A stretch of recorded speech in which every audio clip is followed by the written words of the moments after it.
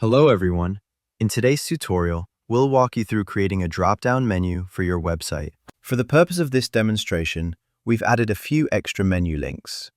We're going to expand the Work link into a more comprehensive menu by adding sublinks underneath it. Let's get started. First, click the pen icon next to the menu links and select Change Content.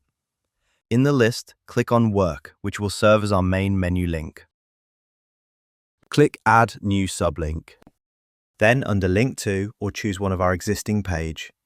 Here we could also choose to create a new page or link to an external page. We'll link this new sublink to one of our gallery pages.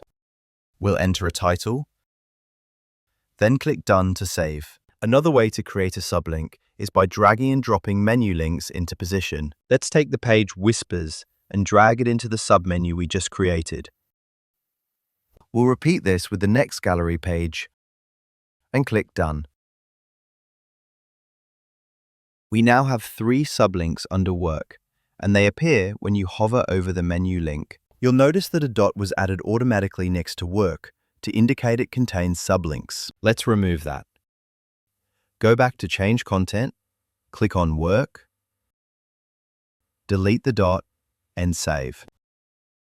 You can also style the submenu. Click the pen icon next to the menu links, open Styles, scroll down to Submenu Style.